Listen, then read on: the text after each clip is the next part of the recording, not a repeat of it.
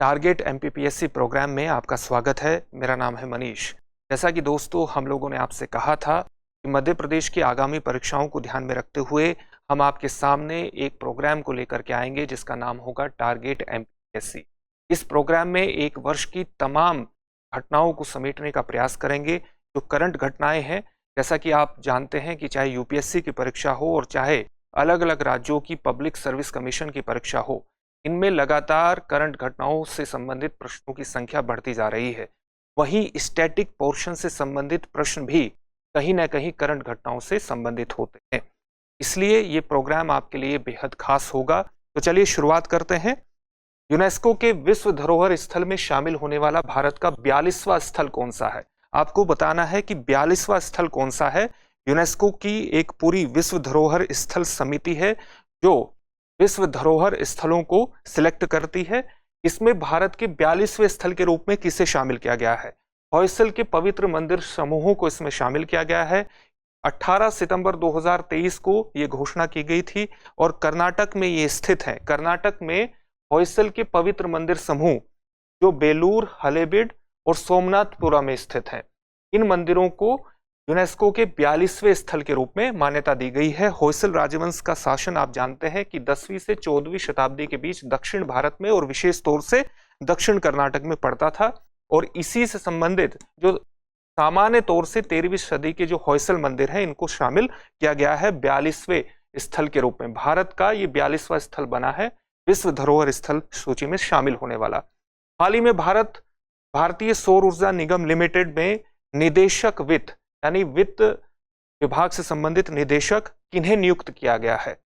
श्री जोशीत रंजन सिकीदर को शामिल किया गया है। आप जानते हैं कि भारतीय सौर ऊर्जा निगम लिमिटेड नवीन एवं नवीकरणीय ऊर्जा मंत्रालय के नियंत्रण में, उसके एडमिनिस्ट्रेटिव कंट्रोल में, प्रशासनिक नियंत्रण में काम करता है और भारत में नवीकरणीय ऊर्जा, सौर ऊर्जा को विकास में उसको प्रोत्साहित करने के अंतर्गत इसकी विशेष भूमिका है। हाल ही में आगे बढ़ते हैं। हाल ही में भारत ने किस देश को 10 विकेट से हराकर एशिया कप क्रिकेट खिताब जीता? आप जानते हैं कि जो एशिया कप क्रिकेट का फाइनल है वो कोलंबो के प्रेमदासा स्टेडियम में खेला गया था और इस मैच में भारत ने श्रीलंका को हरा करके एशिया कप क्रिकेट का खिताब जीता। भारत ने ये खिताब 8वीं बार जीता है। इसके अलावा श्रीलंका इस खिताब को 6 बार जीत चुका है और पाकिस्तान 2 बार। भारत ने इस बार यह 8वीं बार ये खिताब पर कब्जा किया है। साथ ही आपको ये भी जानना चाहिए कि एशिया कप क्रिकेट की शुरुआत 1984 में हुई थी और सामान्य तौर से जब शुरुआत हुई तो ये हर 2 वर्ष में होना था, लेकिन कई बार इसमें 3 वर्ष का और 4 वर्ष का भी गैप आया है। जैसे 1991 और 1991-92 के बाद ये 1995 में हुआ। इसी प्रकार से 2000 के बाद ये 2004 में हुआ और फिर 2008 में हुआ, लेकिन इसके बाद ये लगातार 2 वर्षों में होने लगा। सामान्य तौर से 2 वर्षों में होता है। तो इस बार का जो खिताब है वो भारत ने जीता है। आगे बढ़ते हैं। अंतर्राष्ट्रीय वकील सम्मेलन 2023 कहां आयोजित किया गया? ये नई दिल्ली में आयोजित हुआ था। ये इसका आयोजन किसके द्वारा करवाया गया? बार काउंसिल ऑफ इंडिया के द्वारा इसका आयोजन किया गया। इसकी जो सामान्य थीम थी, इसका जो मुख्य विचार था इस बार क्या था? Emerging challenges in justice delivery system. जो हमारे यहाँ जो न्यायिक वितरण प्रणाली है उसके उभरते हुए चैलेंजेस, उभरती हुई चुनौतियां क्या हैं, इस पर ये पूरा का पूरा वकील सम्मेलन आयोजित किया गया था। इस पर विचार विमर्श हुआ और इसमें दुनिया भर के कानून विशेषज्ञों को शामिल किया गया था। भारत में ये अपनी तरह का पहला आयोजन था और इसका उद्देश्य राष्ट्रीय और अंतर्राष्ट्रीय महत्व के कानूनी मुद्दों पर चर्चा की एक सुविधा प्रदान करना था, चर्चा का एक सामान्य मंच प्रदान करना था। आगे बढ़ते हैं। भारतीय मूल के अर्थशास्त्री थर्मन शनमुगरत्नम ने किस देश के 9वें राष्ट्रपति के रूप में शपथ ली है? ये एक महत्वपूर्ण प्रश्न है। सिंगापुर के 9वें राष्ट्रपति के रूप में भारतीय मूल के अर्थशास्त्री थर्मन शनमुगरत्नम ने शपथ ली है। इससे पहले भी सिंगापुर में भारतीय मूल के 2 नागरिक, सिंगापुरी नागरिक राष्ट्रपति हो चुके हैं, जिनका नाम है सेलप्पन रामनाथन, जिन्होंने 1999 से 2011 तक सिंगापुर के राष्ट्रपति के रूप में पदभार संभाला था और ये सिंगापुर के इतिहास में सबसे अधिक लंबे कार्यकाल के लिए सिंगापुर के राष्ट्रपति रहे हैं सिलप्पन रामनाथन। इसी प्रकार से भारतीय मूल के एक और व्यक्ति किंगारा विटिल देवन नायर 1981 से 1984-85 तक ये सिंगापुर के राष्ट्रपति रहे हैं। तो इस प्रकार से 9वें राष्ट्रपति के रूप में थरमन षणमुगरत्नम को चुना गया है और इसके अलावा 2 और भारतीय मूल के राष्ट्रपति सिंगापुर में रह चुके हैं। आगे बढ़ते हैं। भारत अंतर्राष्ट्रीय स्तर पर मान्यता प्राप्त OIML यानी international organisation for legal metrology, जो शुद्ध मापन के क्षेत्र में काम करती है, शुद्ध मापन के रूप में प्रमाणन भी जारी करती है, प्रमाण पत्र जारी करने वाला विश्व का कौन सा देश बन गया है। यानी भारत को आपको बताना है कि भारत अंतर्राष्ट्रीय स्तर पर मान्यता प्राप्त OIML प्रमाण पत्र जारी करने वाला विश्व का कौन सा देश बन गया है। भारत 13वां देश बन गया है। ये क्या करता है, इस संस्था की स्थापना 1955 में हुई थी। भारत इस संस्था से 1956 में जुड़ा था। सामान्य तौर से इस पर इसके 64 सदस्य देश हैं और लगभग इतने ही देश इसके सहयोगी देश हैं। अंतर्राष्ट्रीय बाजार में बाट और मापन उपकरणों को बेचने के लिए इस प्रमाण पत्र को महत्वपूर्ण माना जाता है, अनिवार्य माना जाता है। यानी अगर आप अंतर्राष्ट्रीय बाजार में बाट और मापन उपकरण को बेचना चाहते हैं तो इसका ये प्रमाणन पत्र जो OIML प्रमाण पत्र है इस संस्था से प्राप्त करना आवश्यक होता है। आगे बढ़ते हैं। आगे अगला आपका महत्वपूर्ण प्रश्न आप कह सकते हैं, तथ्य आप कह सकते हैं, यह है दक्षिणी राज्यों केंद्र शासित प्रदेशों की पशुपालन डेयरी क्षेत्र की क्षेत्रीय समीक्षा बैठक कहाँ आयोजित की गई। इसकी जो बैठक आयोजित हुई है वो तिरुवनंतपुरम केरला में हुई है। और जैसा कि आप जानते हैं कि ये कृषि के क्षेत्र में खास तौर से पशुपालन और डेयरी के क्षेत्र में इससे संबंधित किसानों के चुनौतियों का सामना किस प्रकार से किया जाए और क्या महत्वपूर्ण रणनीति हो, इस पर विचार विमर्श करता है। विभिन्न योजनाओं और कार्यक्रमों की प्रगति और कार्यान्वयन पर यह केंद्रित रहता है। इसी प्रकार की बैठक उत्तरी राज्यों की भी पशुपालन और डेयरी क्षेत्र की क्षेत्रीय समीक्षा के अंतर्गत होती रहती है। आगे बढ़ते हैं। भारत ने किस देश के साथ हरित हाइड्रोजन के लिए एक समझौता ज्ञापन पर हस्ताक्षर किए हैं। भारत ने हरित हाइड्रोजन के लिए समझौता ज्ञापन पर हस्ताक्षर सऊदी अरब के साथ किए हैं। और आप जानते हैं कि हाइड्रोजन का भविष्य में स्वच्छ ऊर्जा के अंतर्गत बेहद महत्व है।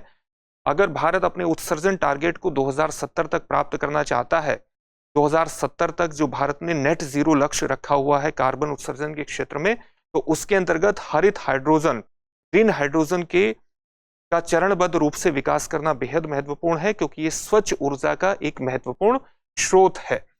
ये समझौता क्यों सऊदी अरब के साथ किया गया है? क्योंकि सामग्रियों की सुरक्षित, विश्वसनीय और सुदृढ़ आपूर्ति श्रृंखला के लिए ये बेहद आवश्यक है। आगे बढ़ते हैं। यूएस ओपन 2023 एकल पुरुष खिताब किसने जीता है? ये खिताब जीता है नोवाक जोकोविच, जो सर्बिया के एक खिलाड़ी हैं, और ये इनका 24वां ग्रैंड स्लैम खिताब था।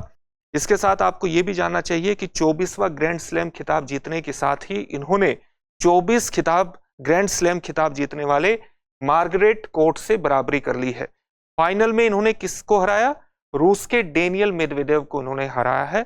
वही महिला खिताब यूएस ओपन का इस बार जीता है कोको गॉफ ने, अमेरिका की हैं ये, और इन्होंने बेलारूस की आर्यना सबालेंका को इसके अंतर्गत हराया है। आप जानते हैं कि ग्रैंड स्लैम खिताब जो है वो 4 होते हैं प्रत्येक वर्ष। सबसे पहले ऑस्ट्रेलियन ओपन होता है, फिर फ्रेंच ओपन होता है, इसके बाद विंबलडन चैंपियनशिप होता है, और चौथा होता है यूएस ओपन। ये साल का आखिरी ग्रैंड स्लैम होता है। आप जानते होंगे कि ऑस्ट्रेलियन जो ओपन है वो मेलबर्न पार्क मेलबर्न में खेला जाता है। इसी प्रकार से जो फ्रेंच ओपन है वो रोलैंड गैरोस पेरिस में खेला जाता है। विंबलडन चैंपियनशिप टूर्नामेंट लंदन में खेला जाता है, और वहीं यूएस ओपन न्यूयॉर्क में खेला जाता है। आगे बढ़ते हैं।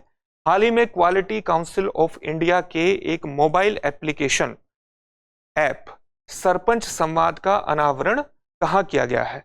इसका जो अनावरण किया गया है वो गुवाहाटी में किया गया है, और इसके माध्यम से 2.5 लाख, भारत में जो 2.5 लाख सरपंच हैं उन्हें जोड़ने का इसके अंतर्गत उद्देश्य रखा गया है, ताकि एक बेहतर संवाद लोकतंत्र के सबसे निचले क्षेत्र जिसको हम पंचायत कहते हैं और जो विकेंद्रीकरण का एक महत्वपूर्ण पक्ष है, उसके अंतर्गत नेटवर्किंग, ज्ञान प्रसार और सहयोग के लिए एक मंच प्रदान किया जाए, एक समग्र मंच प्रदान किया जाए। इसके लिए ये ऐप लॉन्च किया गया है। आगे बढ़ते हैं। वैज्ञानिक एवं औद्योगिक अनुसंधान परिषद ने वर्ष 2022 के लिए शांति स्वरूप भटनागर पुरस्कार हेतु कितने युवा वैज्ञानिक विजेताओं के नामों की घोषणा की है? आप जानते हैं कि जो शांति स्वरूप भटनागर पुरस्कार है, ये वैज्ञानिक एवं औद्योगिक अनुसंधान परिषद द्वारा इसकी घोषणा की जाती है और ये 45 वर्ष से कम उम्र के युवा वैज्ञानिकों को प्रदान किया जाता है। हर वर्ष प्रदान किया जाता है और इसके अंतर्गत 5 लाख रुपए और प्रशस्ति पत्र इसके अंतर्गत दिया जाता है। इस बार ये 12 युवाओं को प्रदान किया जा रहा है।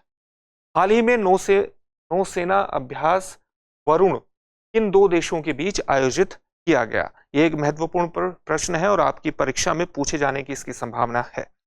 भारत और फ्रांस के बीच नौसेना अभ्यास वरुण किया गया।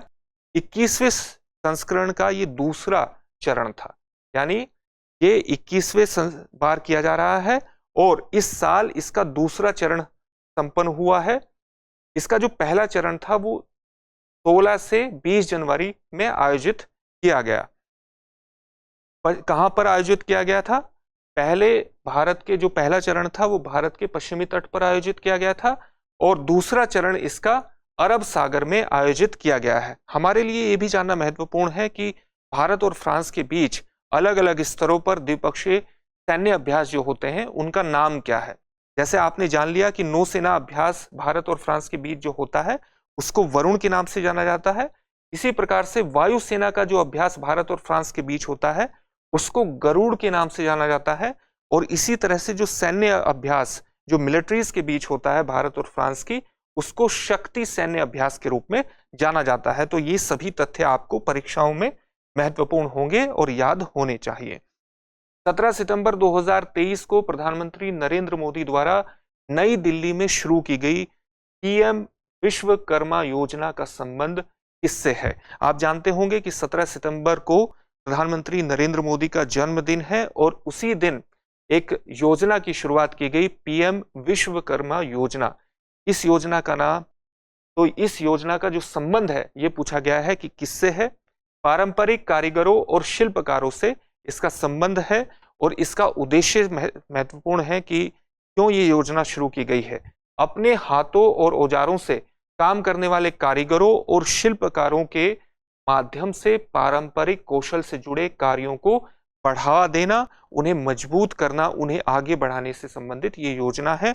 इसमें 18 तरह के कामगार शामिल होंगे और पारंपरिक शिल्पकारों और कारीगरों को 3 लाख रुपए का इसके अंतर्गत ऋण प्रदान किया जा सकेगा और ऋण पर 8% तक की सब्सिडी प्रदान की जाएगी। आप कह सकते हैं कि उन्हें रियायती दरों पर ऋण प्रदान किया जाएगा, उसकी पूरी व्यवस्था इसके अंतर्गत की गई है।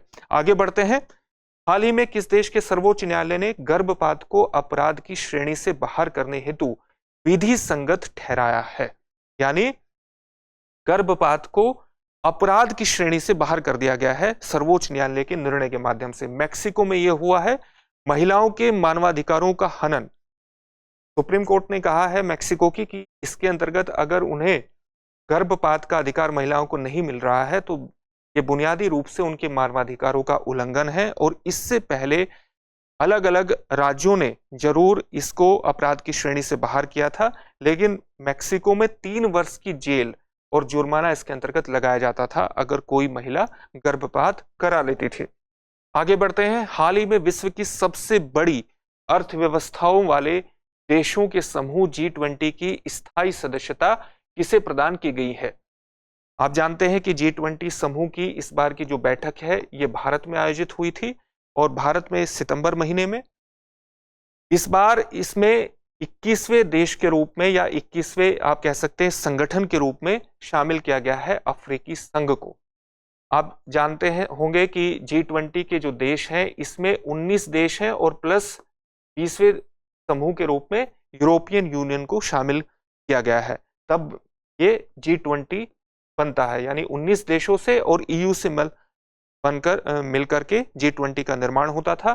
और अब इसमें अफ्रीकी संघ, अफ्रीकन यूनियन को शामिल कर लिया गया है। इस प्रकार से G20 वस्तुतः G21 हो गया है।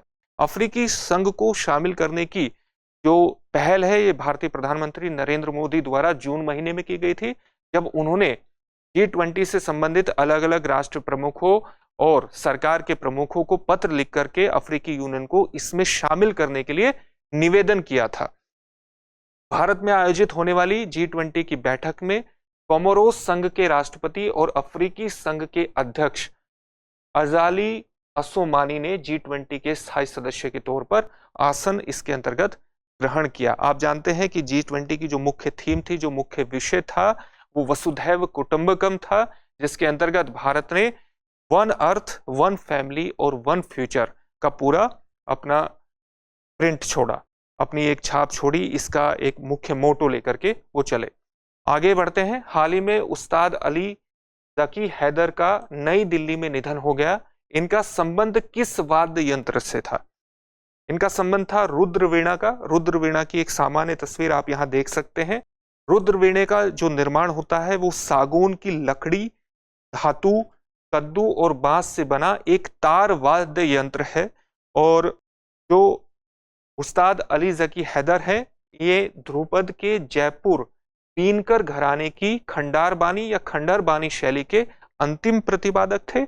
भारतीय शास्त्रीय संगीत में उपयोग किए जाने वाले मुख्य वीणा प्रकारों में से एक है रुद्र वीणा। विशेष रूप से ध्रुपद संगीत शैली में इसका प्रयोग किया जाता है। आगे बढ़ते हैं। यूनेस्को द्वारा भारत के 41वें विश्व धरोहर स्थल के रूप में किसे मान्यता प्रदान की गई है? अभी आपसे पूछा गया था कि 42वें स्थल के रूप में किसे मान्यता प्रदान की गई है। कौन थे? होयसल के मंदिर समूह। अब पूछा गया है कि 41वें विश्व धरोहर स्थल के रूप में किसे मान्यता दी गई है? शांति निकेतन, जो पश्चिम बंगाल के बीरभूम जिले में पड़ता है। इसकी स्थापना कब हुई थी? 1863 में इसकी स्थापना हुई थी। इसकी स्थापना किसके द्वारा की गई थी? रविंद्रनाथ के पिता देवेंद्रनाथ टैगोर ने एक आश्रम के रूप में इसकी शुरुआत को की थी। 1901 में रविंद्रनाथ टैगोर ने शिक्षा की पारंपरिक गुरुकुल प्रणाली का अनुसरण करते हुए इसे एक स्कूल और बाद में कला केंद्र के रूप में बदल दिया और इसे विश्व भारती के नाम से जाना जाता है। आगे बढ़ते हैं। डूरंट कप 2023 किसने जीता है? इस बार का जो डूरंट कप 2023 है, ये मोहन बगान FC के द्वारा जीता गया है। ये जो फाइनल मैच है साल्ट लेक स्टेडियम कोलकाता में खेला गया था और मोहन बगान ने इसमें ईस्ट बंगाल को हराया है।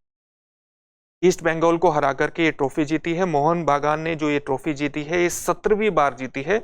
लेकिन इस बार की जो ट्रॉफी है, मोहन बागान के पास 23 वर्षों में पहली बार ये टूर्नामेंट मोहन बागान के हिस्से में आया है और 132वां संस्करण डूरंट कप का ये खेला गया था।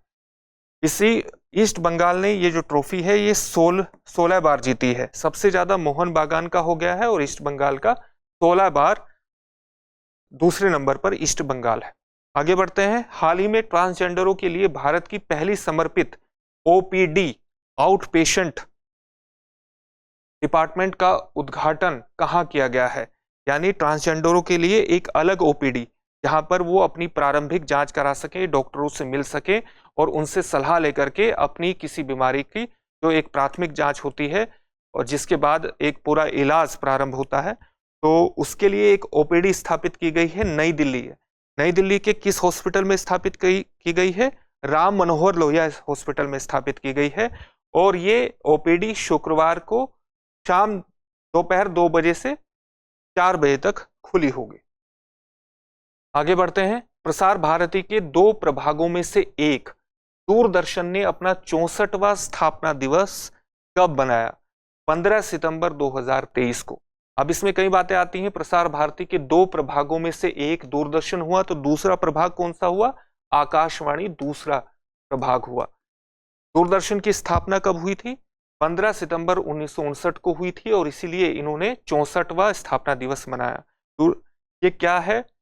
ये एक स्वायत्त प्रशासनिक सार्वजनिक सेवा प्रसारक है और भारत के साथ साथ भारत के शहरी क्षेत्रों के साथ, मेट्रोपॉलिटन सिटी के साथ साथ भारत में क्षेत्रीय स्तर पर और अलग अलग देशों में भी ये उपग्रह के माध्यम से, सैटेलाइट के माध्यम से टीवी, ऑनलाइन और मोबाइल सेवाएं प्रदान करता है। विश्व ओजोन परत संरक्षण दिवस कब मनाया जाता है? विश्व ओजोन परत संरक्षण दिवस, आप जानते हैं कि ओजोन परत का संरक्षण 1980 के दशक से ही एक महत्वपूर्ण कंसर्न रहा है और 1980 के दशक में इस पर एक महत्वपूर्ण सहमति मॉन्ट्रियल प्रोटोकॉल के माध्यम से बनी। ये मॉन्ट्रियल प्रोटोकॉल की जो सहमति बनी, जिसके अंतर्गत ओजोन परत को हानि पहुंचाने वाली अलग अलग गैसों पर नियंत्रण की एक संधि हुई, खासतौर से हाइड्रोक्लोरोफ्लोरोकार्बन को नियंत्रित करने के लिए वो जो संधि हुई थी, उस संधि, इस प्रोटोकॉल जो हुआ था मॉन्ट्रियल प्रोटोकॉल, उस पर हस्ताक्षर 16 सितंबर 1987 को हुए थे। इसीलिए 1994 में संयुक्त राष्ट्र महासभा द्वारा 16 सितंबर को विश्व ओजोन परत संरक्षण दिवस घोषित किया गया था। हाल ही में केंद्रीय जल शक्ति मंत्री गजेंद्र सिंह शेखावत ने कहां से अखिल भारतीय स्वच्छता पखवाड़ा स्वच्छता ही सेवा 2023 अभियान का शुभारंभ किया है। इसका शुभारंभ हुआ है जयपुर से और इसकी थीम होगी कचरा मुक्त भारत। ये प्रधानमंत्री मोदी के स्वच्छ भारत अभियान का ही एक अंग है, जिसके अंतर्गत अलग अलग हितधारकों को और सभी लोगों को स्वच्छता के माध्यम से लामबंद किया जाएगा और स्वच्छ भारत को और अधिक स्वच्छ बनाने के अंतर्गत काम किया जाएगा। आप जानते हैं कि पखवाड़े में सामान्य तौर से 2 हफ्ते का समय लिया जाता है, 2 हफ्ते का समय शामिल किया जाता है। हाल ही में रेलवे बोर्ड की पहली महिला अध्यक्ष किसे नियुक्त किया गया है? जया वर्मा सिन्हा को शामिल किया गया है। 118 वर्ष पुराना रेलवे बोर्ड है। इस रेलवे बोर्ड का जो गठन हुआ था वो 1905 में हुआ था और ये रेलवे बोर्ड के जो रेलवे से संबंधित महत्वपूर्ण निर्णय लेने वाली एक शीर्ष संस्था है। इसकी ये पहली महिला अध्यक्ष है और जो इसे अब संचालित करेंगी। बालासोर हादसे के बाद इनकी महत्वपूर्ण भूमिका रही। उसके बाद की स्थितियों को संभालने में इन्होंने मुख्य भूमिका निभाई और जैसा कि आप जानते हैं कि बालासोर, उड़ीसा के बालासोर में हाल ही में जो घटना हुई थी, जो ट्रेन हादसा हुआ था, उसमें लगभग 291 लोगों की मौत हो गई थी। आगे बढ़ते हैं। हाल ही में किसने कोटक महिंद्रा बैंक के प्रबंध निदेशक और मुख्य कार्यकारी अधिकारी के रूप में अपने पद से औपचारिक रूप से इस्तीफा दे दिया है? औपचारिक रूप से इस्तीफा किसने दिया है? उदय कोटक ने इस्तीफा दिया है। जब से नॉन बैंकिंग फाइनेंशियल इंस्टीट्यूशन के रूप में 1985 में इनकी स्थापना हुई थी, तभी से इसके ये प्रमुख थे और 2003 में एक प्रमुख वाणिज्यिक ऋणदाता के रूप में ये डेवलप हो गया था। न केवल भारत के कॉरपोरेट सेक्टर को बल्कि खुदरा सेक्टर को भी ये अलग अलग प्रोजेक्ट्स के लिए वित्तीय सुविधाएं प्रदान करता है और इसके अंतर्गत ये एक अब इन्होंने अपने पद से औपचारिक रूप से इस्तीफा दे दिया है। इसका जो संस्थान है कोटक महिंद्रा बैंक लिमिटेड, ये वस्तुतः मुंबई में का मुख्यालय। Fire on the Ganga, life among the dead in Banaras पुस्तक किसने लिखी है? राधिका अयंगर द्वारा ये किताब लिखी गई है। ये मृत्यु और उसके बाद के जीवन के संबंध पर आधारित है।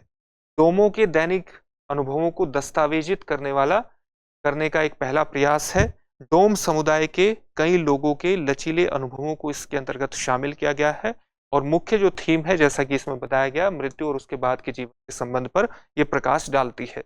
टाइम पत्रिका द्वारा जारी 2023 times 100 next the emerging leaders shaping the world, यानी 2023 times 100 next the emerging leaders shaping the world सूची में किस भारतीय महिला क्रिकेट खिलाड़ी को शामिल किया गया है? इसमें शामिल किया गया है हरमनप्रीत कौर को, जो भारतीय महिला क्रिकेट की कैप्टन है। इनके अलावा 2 और भारत के नागरिकों को शामिल किया गया है, जिनका नाम है नंदिता वेंकटेशन और वीनू डेनियल। नंदिता वेंकटेशन वस्तुतः टीबी से यानी क्षय रोग से, ट्यूबरकुलोसिस से पीड़ित हो गई थी और इनको जो दवाइयां चली इनकी, उस दवा से इन पर दुष्प्रभाव पड़ा और इनकी सुनने की क्षमता समाप्त हो गई। इसके बाद इन्होंने एक अभियान चलाया, ये कोर्ट में गई उन दवाओं के खिलाफ और इससे भारत में रास्ता तय हुआ जेनरिक दवाओं के निर्माण का। इसके अंतर्गत इनकी विशेष भूमिका है नंदिता वेंकटेशन की, इसलिए इनको इस सूची में शामिल किया गया है।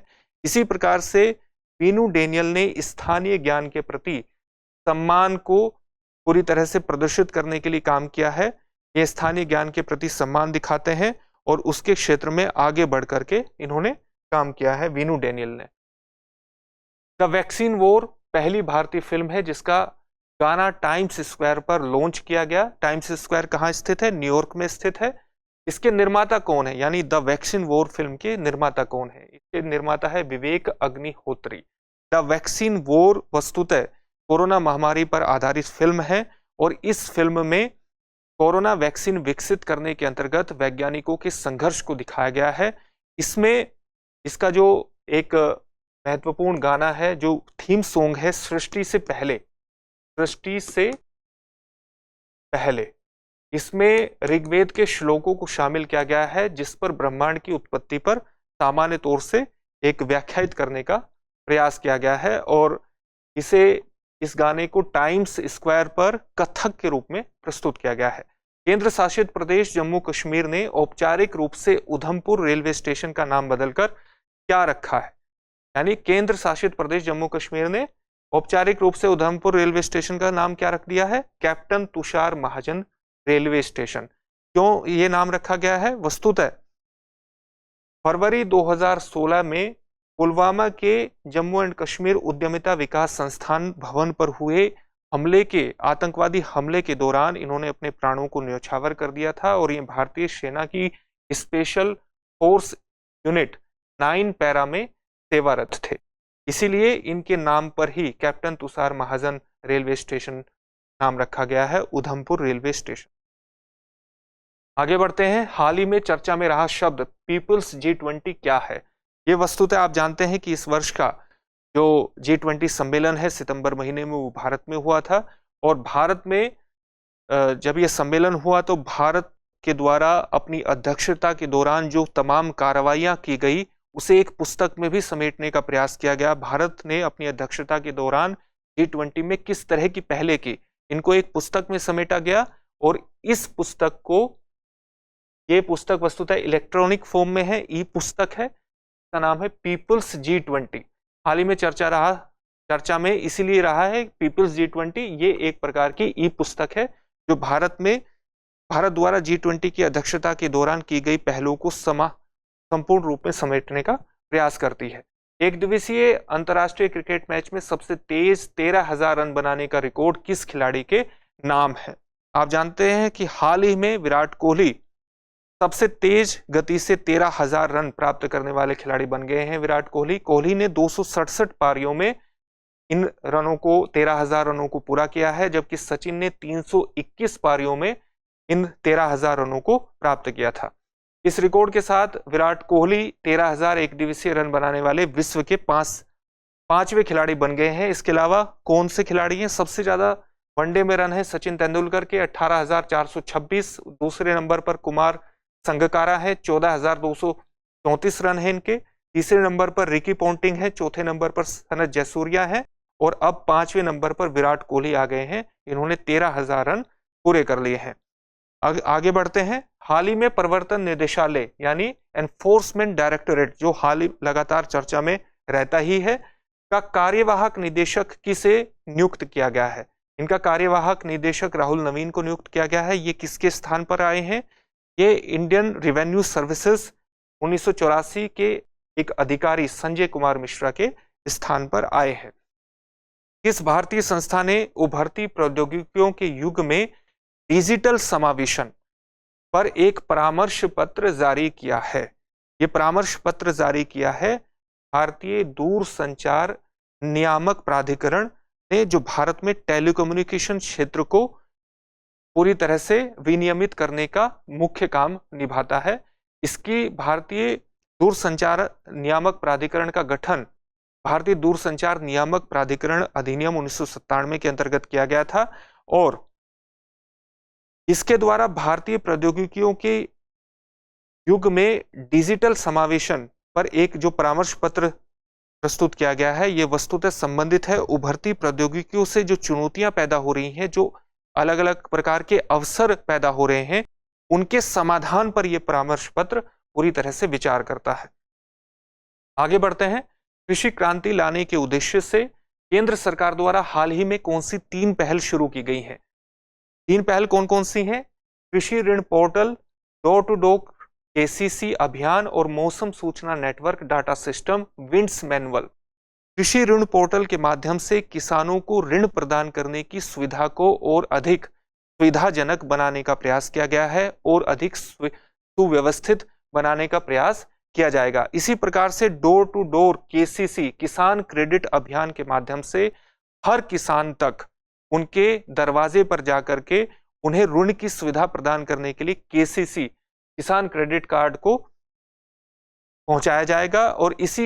और इसके साथ साथ मौसम सूचना नेटवर्क डाटा सिस्टम मैनुअल के माध्यम से प्रत्येक किसान को, प्रत्येक हितधारक को एक रेगुलर बेसिस पर मौसम संबंधी सूचना प्रदान की जाएगी, ताकि वो अपनी फसलों से संबंधित, अपनी कृषि के फैसलों से संबंधित, अपने अलग अलग खेतों से संबंधित प्रबंधन को बेहतर कर सके और मौसम के आधार पर निर्णय लेने में सक्षम हो सके। ये 3 पहल भारत में कृषि क्रांति लाने के उद्देश्य से महत्वपूर्ण है और इनको, क्योंकि किसानों को ऋण की भी आवश्यकता है, किसानों को सब्सिडी पर ऋण की आवश्यकता है और साथ ही किसानों की फसलों को मौसम लगातार प्रभावित करता रहता है, इसलिए उनको मौसम संबंधी सूचना उपलब्ध कराना भी बेहद आवश्यक है।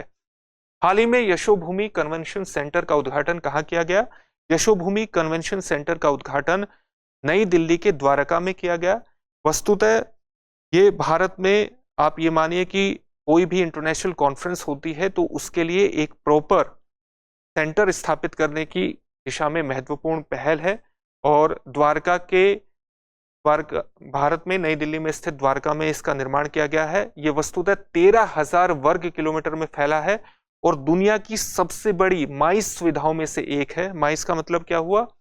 जो मीटिंग्स, इंसेंटिव्स, कॉन्फ्रेंसेस और एग्जीबिशन सुविधाओं को प्रदान करेगा।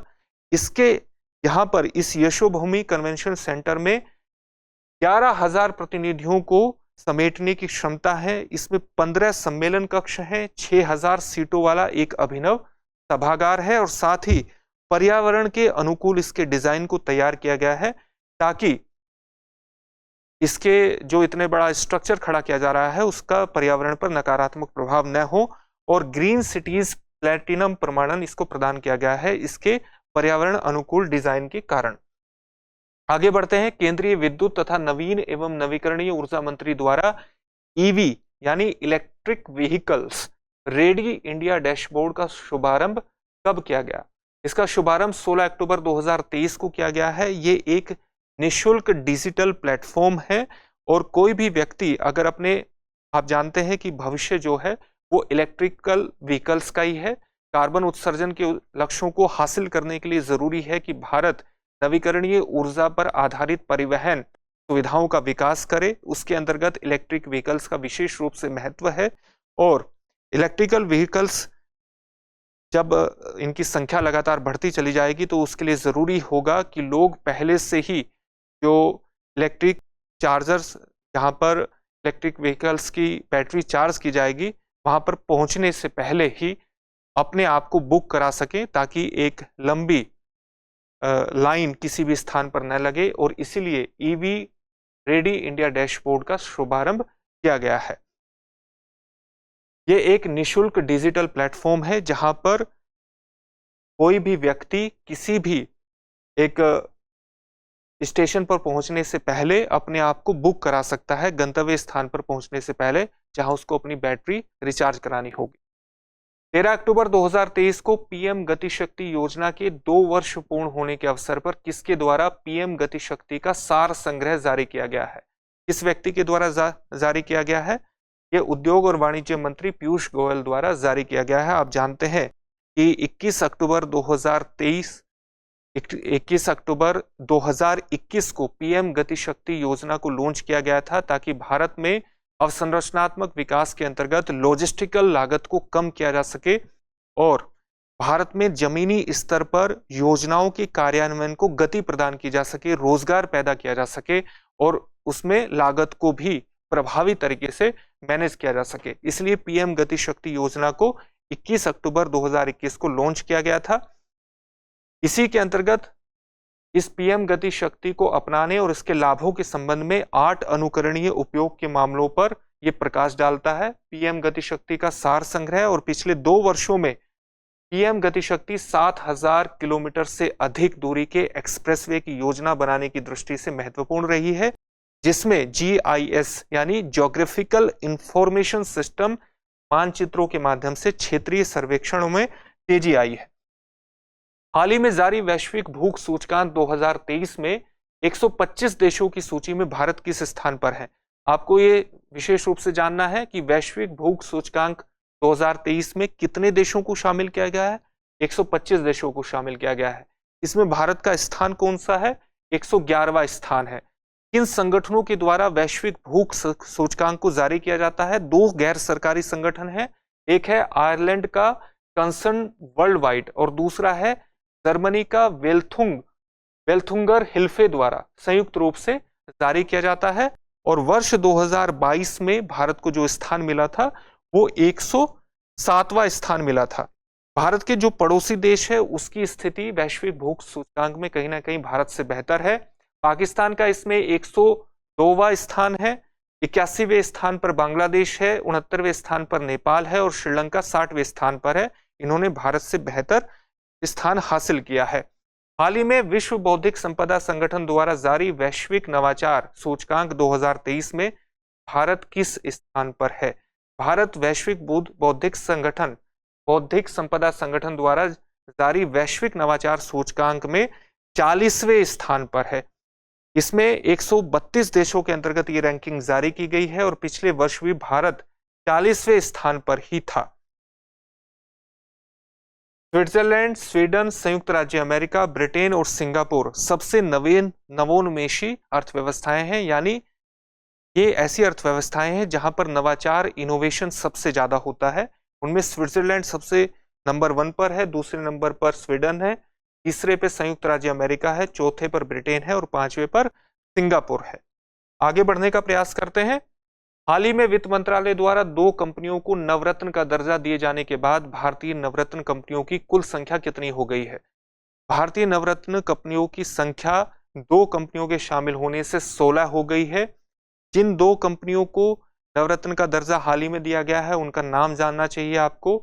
ये दोनों रेलवे से जुड़ी हुई कंपनियां हैं। इनका नाम है राइट्स लिमिटेड और दूसरी का नाम है इरकोन। इरकोन को नवरत्न कंपनी का दर्जा दिया गया है। India middle east Europe mega economic corridor की घोषणा कब की गई? आप जानते हैं कि हाल ही में India middle east Europe mega economic corridor की घोषणा की गई है। आपसे पूछा गया है कब की गई है? 10 सितंबर 2023 को इसकी घोषणा की गई है। जब भारत में G20 शिखर बैठक चल रही थी तभी लगभग उसी समय इसकी घोषणा की गई थी। ये वस्तुतः भारत और यूरोप को मिडिल ईस्ट के माध्यम से और विशेष तौर से सऊदी अरब और यूनाइटेड अरब अमीरात के माध्यम से जोड़ेगा। इस माध्यम से जोड़ा जाएगा, शिपिंग के माध्यम से और रेलवे लिंक स्थापित करके जोड़ा जाएगा। इससे भारत और यूरोप के बीच व्यापार में 40% तक की बढ़ोतरी होने की उम्मीद है। 40% व्यापार इससे बढ़ जाएगा और तेज हो जाएगा। इस योजना में, इस इकोनॉमिक कॉरिडोर में किन किन देशों की भागीदारी होगी? भारत, संयुक्त अरब अमीरात, सऊदी अरब, जो कि दोनों मिडिल ईस्ट से संबंधित देश हैं, संयुक्त अरब अमीरात और सऊदी अरब भी, यूरोपीय संघ, फ्रांस, इटली, जर्मनी और अमेरिका इसमें शामिल होंगे। इसरो द्वारा गगनयान की पहली टेस्ट फ्लाइट का सफलतापूर्वक लॉन्च कब किया गया? गगनयान की पहली जो टेस्ट फ्लाइट है ये 21 अक्टूबर 2023 को इसका लॉन्च किया गया। कहां से लॉन्च किया गया ये महत्वपूर्ण है आपकी परीक्षा के लिए। श्री हरिकोटा परीक्षण रेंज से इसका टेस्ट किया गया, इसका परीक्षण किया गया। और इसका जो व्हीकल टेस्ट फ्लाइट है इसको कहते हैं TVD-1। गगनयान मिशन का लक्ष्य क्या है ये भी आपको जानना विशेष रूप से महत्वपूर्ण है। मनुष्यों को 3 दिवसीय मिशन भेजने के लिए अंतरिक्ष में, यानी कहां भेजा जाएगा भारत को? पृथ्वी की निचली कक्षा में, 400 किलोमीटर की पृथ्वी की निचली कक्षा में भेजा जाएगा अंतरिक्ष में, और उन्हें पृथ्वी पर सुरक्षित रूप से वापस लाने के लिए ही गगनयान मिशन को लॉन्च किया जाएगा। उसकी टेस्ट फ्लाइट का परीक्षण किया गया है, उसकी फ्लाइट का पहला परीक्षण किया गया है श्रीहरिकोटा परीक्षण रेंज से। आगे बढ़ते हैं। भारतीय नौसेना को सौंपे गए प्रोजेक्ट 15B के स्टील्थ विध्वंसक युद्धपोत का नाम क्या है? इम्फाल इसका नाम है, 15B स्टील्थ विध्वंसक, ये नाम आपको याद होना चाहिए। 20 अक्टूबर 2023 को Mazagon dock ship builders limited ने भारतीय नौसेना को 15B class guided missile destroyer है ये, और इसका जो एक टेक्निकल नेम आप कह सकते हैं यार्ड 12706 है, इसे इम्फाल के नाम से जाना जाता है, का तीसरा स्टील्थ डिस्ट्रॉयर इसको सौंप दिया गया है भारतीय नौसेना को। आगे बढ़ते हैं। विश्व स्वास्थ्य संगठन वर्ल्ड हेल्थ ऑर्गेनाइजेशन द्वारा मंजूरी दी गई मलेरिया की दूसरी वैक्सीन का नाम क्या है? इस वैक्सीन का नाम है R21 या मैट्रिक्स एम। इसको मंजूरी कब दी गई है? 2 अक्टूबर 2023 को इसको मंजूरी दी गई है। किस संस्था द्वारा ये विकसित की गई है मलेरिया की वैक्सीन? ऑक्सफोर्ड यूनिवर्सिटी द्वारा इसका विकास किया गया है। WHO ने वर्ष 2021 में RTS S/AS01 नामक टीके को स्वीकृति प्रदान की थी, और जो वर्तमान वैक्सीन को मंजूरी दी गई है मलेरिया की जो दूसरी वैक्सीन है, इसका निर्माण किसके द्वारा किया गया है? सीरम इंस्टीट्यूट ऑफ इंडिया के द्वारा इसका निर्माण किया गया है। किस राज्य सरकार ने अपने राजकीय पशु का संरक्षण करने के लिए नीलगिरी तहर परियोजना की शुरुआत की है? तमिलनाडु ने इसकी शुरुआत की है। इससे आपको यह भी पता लग जाता है कि तमिलनाडु राज्य का जो राजकीय पशु है वो नीलगिरी तहर है। इसका स्थानीय नाम क्या है? स्थानीय नाम वराई आदू है, और ये पश्चिमी घाट जिसकी शुरुआत दक्षिणी गुजरात से होकर के नीचे ये तमिलनाडु तक जाती है। पश्चिमी घाट की एक लुप्त प्राय प्रजाति है, और इन्हें माउंटेन मोनार्क भी कहा जाता है। पारिस्थितिकी के प्रति बेहतर समझ विकसित करना इस योजना का उद्देश्य है, इस परियोजना का उद्देश्य है, और नीलगिरी तहर का उसके ऐतिहासिक पर्यावासों में पुनर्वास इसके माध्यम से सुनिश्चित किया जाएगा। आगे बढ़ते हैं। भारत में देश की पहली हाइड्रोजन ईंधन बस का शुभारंभ कब किया गया है? देश की पहली हाइड्रोजन ईंधन बस, जैसा कि आपको अभी बताया गया था कि भारत को अपने नवीकरणीय ऊर्जा स्रोतों की तरफ आगे बढ़ने के लिए और वर्ष 2070 तक नेट जीरो कार्बन उत्सर्जन के लक्ष्य को हासिल करने के अंतर्गत महत्वपूर्ण है ऊर्जा के स्वच्छ स्रोतों की तरफ बढ़ना, जिसमें हरित हाइड्रोजन का विशेष महत्व है। तो पहली हाइड्रोजन ईंधन का बस का शुभारंभ 25 सितंबर को किया गया। पेट्रोलियम और प्राकृतिक गैस मंत्री हरदीप सिंह पुरी ने नई दिल्ली में इंडिया गेट से इसको हरी झंडी दिखाई है, और 2070 तक शुद्ध कार्बन उत्सर्जन तक पहुंचने के लिए एक सकारात्मक कदम है। सीमा सड़क संगठन के 28वें महानिदेशक के रूप में किसने कार्यभार ग्रहण किया है? कार्यभार ग्रहण किया है लेफ्टिनेंट जनरल रघु श्रीनिवासन ने। सीमा सड़क संगठन की जो अस्तित्व में आया था ये 1960 में आया था, और रक्षा मंत्रालय के अंतर्गत ये काम करता है, और एक वैधानिक निकाय के रूप में का काम है। और इसका मुख्य काम क्या है कि भारत के सीमावर्ती क्षेत्रों में और भारत के मित्रवत देशों में सड़कों का एक नेटवर्क का विकास करना और उनका रखरखाव करना इसका महत्वपूर्ण काम है। हाल ही में संयुक्त राष्ट्र विश्व पर्यटन संगठन द्वारा जारी सर्वश्रेष्ठ पर्यटन गांव 2023 नामक सूची में चयनित सर्वश्रेष्ठ पर्यटन गांव होरोडो किस राज्य में स्थित है? आपको ये बताना है कि जो विश्व पर्यटन संगठन द्वारा सर्वश्रेष्ठ पर्यटन गांव 2023 है उसमें जो भारतीय गांव शामिल किया गया धोरडो, ये कहाँ स्थित है?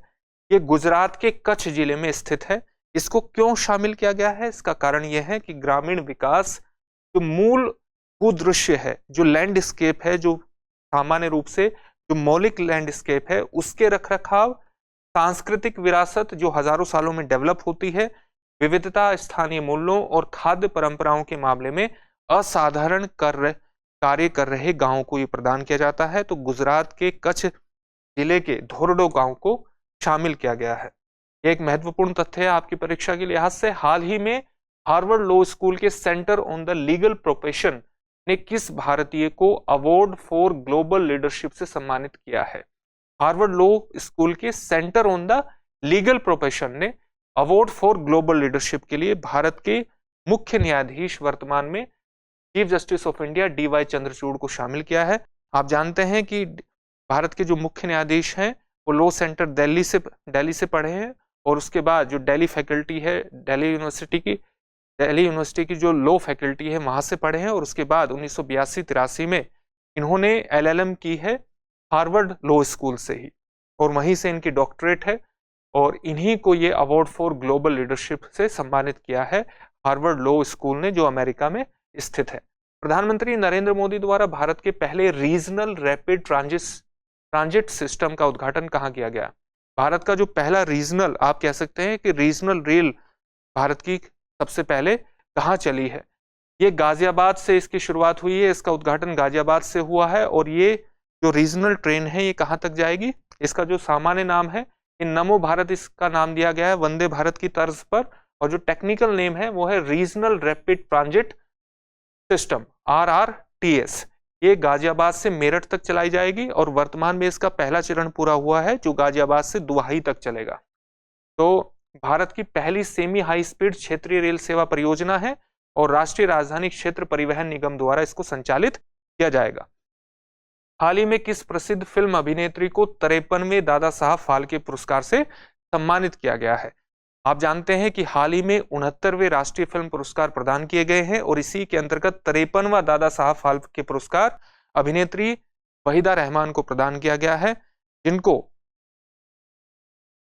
1971 में अपना पहला राष्ट्रीय पुरस्कार भी हासिल हुआ था।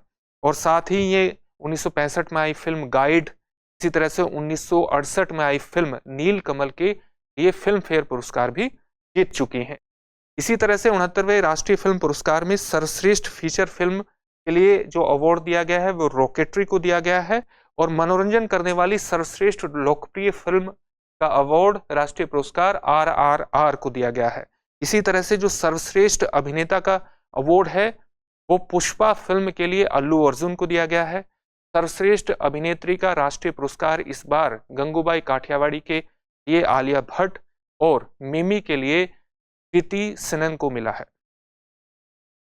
सह अभिनेता के लिए जो राष्ट्रीय फिल्म पुरस्कार है वो इस बार मिमी के लिए पंकज त्रिपाठी को मिला है, और पल्लवी जोशी को सह अभिनेत्री का राष्ट्रीय पुरस्कार इस बार दिया गया है कश्मीर फाइल्स के लिए। ये कुछ महत्वपूर्ण पुरस्कार थे। हाल ही में किसे सखारोव पुरस्कार 2023 से सम्मानित किए जाने की घोषणा की गई? जीना महसा अमीनी। आप जानते हैं कि सितंबर 2022 में ईरान में मोरालिटी पुलिस द्वारा ठीक तरह से अपनी पोशाक न पहनने के कारण जीना महसा अमीनी को हिरासत में लिया गया था, और मोरालिटी पुलिस की हिरासत में ही जीना महसा अमीनी की मौत हो गई।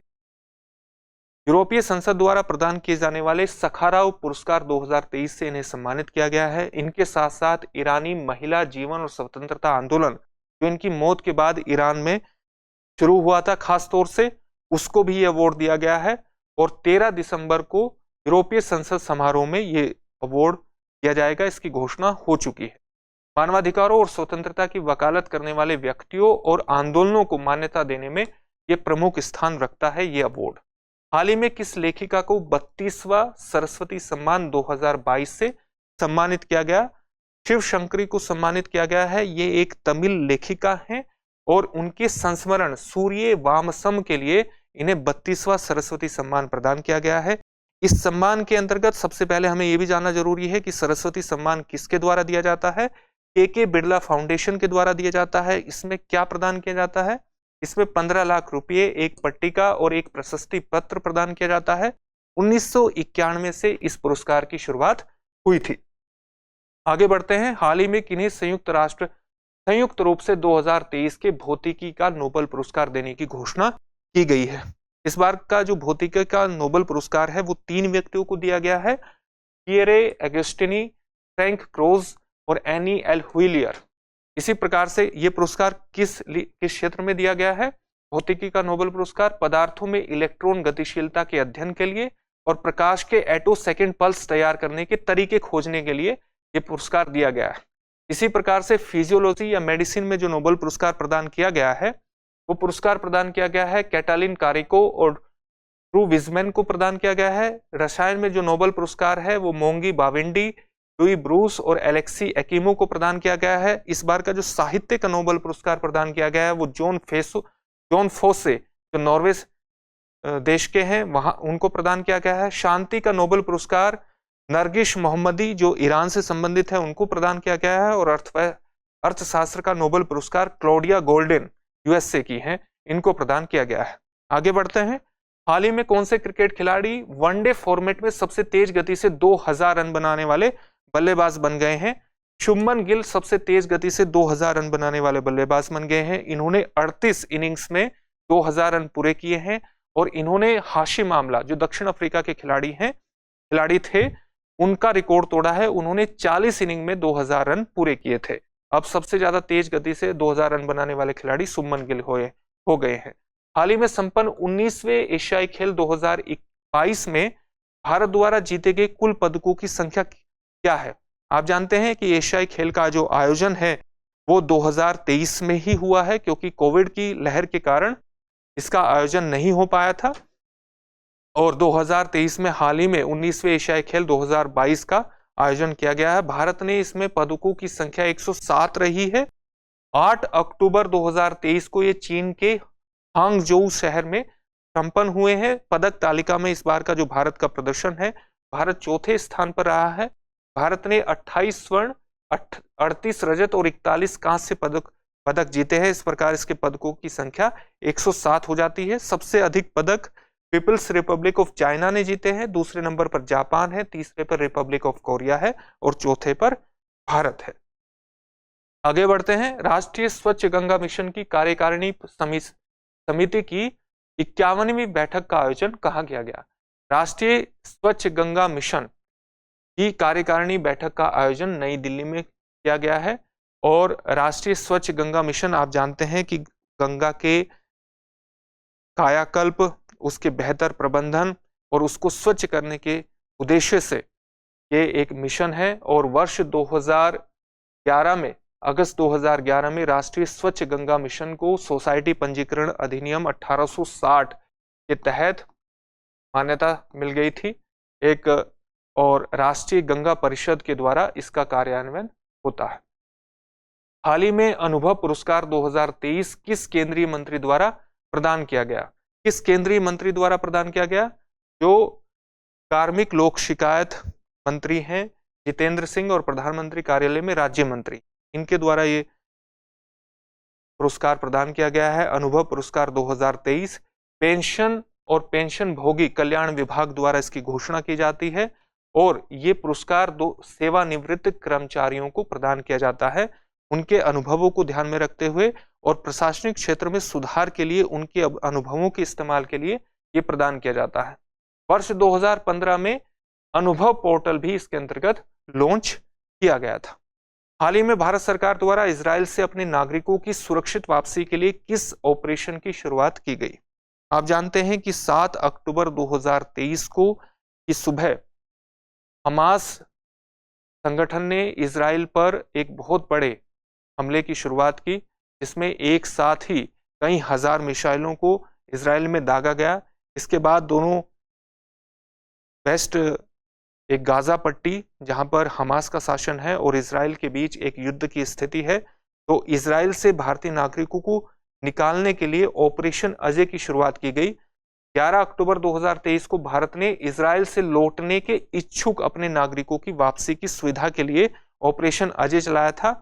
इजराइल और आतंकी संगठन हमास के बीच जारी युद्ध को देखते हुए ऑपरेशन अजय शुरू किया गया था। और ये कोई बचाव अभियान नहीं है, बल्कि अगर कोई नागरिक वास्तव में आना चाहता है, उसकी इच्छा है वापस आने की, तो इस अभियान के अंतर्गत वो आ सकता है ऑपरेशन अजय के माध्यम से। हाल ही में राष्ट्रीय कृषि विज्ञान अकादमी द्वारा 16वीं कृषि विज्ञान कांग्रेस का आयोजन कहाँ किया गया? राष्ट्रीय कृषि विज्ञान अकादमी द्वारा क्या किया जाता है? कृषि विज्ञान कांग्रेस का आयोजन किया जाता है। एक महत्वपूर्ण तथ्य तो यह है। और इस विज्ञान कांग्रेस का आयोजन कहाँ किया गया? कोची में किया गया, केरला में किया गया। और इसमें कृषि खाद्य प्रणालियों को टिकाऊ उद्यमों में बदलने की वैज्ञानिक चर्चा, आने वाली पीढ़ियों के लिए कृषि खाद्य प्रणालियों को टिकाऊ उद्यमों में बदलने की वैज्ञानिक चर्चा पर ये आयोजन केंद्रित था। प्रधानमंत्री नरेंद्र मोदी ने कहां पर ग्लोबल मैरीटाइम इंडिया समिट 2023 का ये तीसरे संस्करण का उद्घाटन किया। आप जानते हैं कि ग्लोबल अर्थव्यवस्था में ब्लू अर्थव्यवस्था यानी समुद्र आधारित अर्थव्यवस्था की लगातार महत्व बढ़ता जा रहा है और इसी को ध्यान में रखते हुए भारत ने ग्लोबल मैरीटाइम इंडिया समिट 2023 के तीसरे संस्करण का उद्घाटन किया। यानी तीसरी बार ग्लोबल मैरीटाइम इंडिया समिट हुआ और इस बार का जो समिट था ये मुंबई में हुआ। इसी प्रकार से आगे बढ़ते हैं। संसदीय अध्यक्षों का शिखर सम्मेलन P21 यानी पार्लियामेंट से जुड़े हुए जो लोग हैं, पी का मतलब हुआ यह पार्लियामेंट। P20 शिखर सम्मेलन का आयोजन कहां पर किया गया? इसका आयोजन भी नई दिल्ली में किया गया और आयोजन यशोभूमि द्वारका स्थित इंडिया इंटरनेशनल कन्वेंशन सेंटर में किया गया। G20 के अंतर्गत जो G20 के अलग अलग संसदीय अध्यक्ष हैं, अलग अलग देशों में उनकी संसद के, उनके अंतर्गत ये सम्मेलन का आयोजन किया गया और उसमें अलग अलग देशों के सांसदों ने भाग लिया। ये वस्तुतः किसी भी G20 को एक महत्वपूर्ण योगदान देने के अंतर्गत अलग अलग देशों की संसद का क्या योगदान हो सकता है और वो किस तरह से इस प्रक्रिया को स्मूथ कर सकते हैं, G20 को और ज्यादा सशक्त कर सकते हैं महत्वपूर्ण निर्णय लेने के अंतर्गत। इसी के अंतर्गत ये सम्मेलन किया गया था यशोभूमि नई दिल्ली में। 14 अक्टूबर 2023 को प्रधानमंत्री नरेंद्र मोदी ने 141वें अंतर्राष्ट्रीय ओलंपिक समिति सत्र का उद्घाटन कहाँ किया? मुंबई में किया। आप जानते हैं इंटरनेशनल ओलंपिक कमेटी का जो गठन है वो 1894 में हुआ था। इसका जो मुख्यालय है वो स्विट्जरलैंड के लुसाने में है और इसके वर्तमान जो अध्यक्ष हैं वो थॉमस बाक हैं। इसका इस बार का समिति का जो अंतर्राष्ट्रीय ओलंपिक समिति का सत्र का उद्घाटन हुआ ये मुंबई में हुआ और इसी में भारतीय प्रधानमंत्री ने ये बात सामने रखी कि भारत अपनी धरती पर वर्ष 2036 में ओलंपिक कराने के लिए एकदम तैयार है। आगे बढ़ते हैं। देश के पहले सोलर रूफ साइकिलिंग ट्रैक का उद्घाटन कहां किया गया? देश के पहले सोलर रूफ साइकिलिंग ट्रैक, इसका उद्घाटन हैदराबाद में किया गया। इसकी सामान्य तस्वीर आप देख सकते हैं कि किस प्रकार से ये सोलर पैनल लगे हैं और ये एक तरह से 3 पट्टियों वाला ट्रैक है, यानी एक ही ये ट्रैक बनाया गया है और इस ट्रैक का जो नाम रखा गया है वो हेल्थ वे इसका नाम रखा गया है और दुनिया का ये अपनी तरह का दूसरा ट्रैक है। पहला ट्रैक कहाँ है? ये दक्षिण कोरिया में है जो सियोल से बुसान तक जाता है और इसमें इसके किनारों पर, इसके ट्रैक के किनारों पर 16,000 सोलर पैनल लगे हैं जो 16 मेगावाट ऊर्जा को उत्पन्न करेंगे। आगे बढ़ते हैं। 8 अक्टूबर 2023 को भारत के बाहर दुनिया के दूसरे सबसे बड़े हिंदू मंदिर का उद्घाटन किस देश में हुआ है? दुनिया के दूसरे सबसे बड़े हिंदू मंदिर का उद्घाटन यूएसए में हुआ है। न्यू जर्सी में उद्घाटन किया गया है। मंदिर का जो निर्माण है वो 185 एकड़ में किया गया है और ये भगवान स्वामीनारायण को समर्पित है, इसलिए इसका नाम भगवान स्वामीनारायण मंदिर रखा गया है। तो ये कुछ प्रश्न थे जो मध्य प्रदेश की आगामी परीक्षाओं में आपको मदद करेंगे और 2 महीने की करंट घटनाओं से संबंधित जो भी प्रश्न हो सकते हैं आपकी परीक्षाओं में, पूरी कोशिश है कि यहाँ से प्रश्न नहीं चूकेगा और टारगेट MPPSC आपका प्रोग्राम आपकी आने वाली परीक्षाओं में बेहद कारगर सिद्ध होगा। फिर से एक नए सेशन में आपसे मुलाकात होगी। धन्यवाद।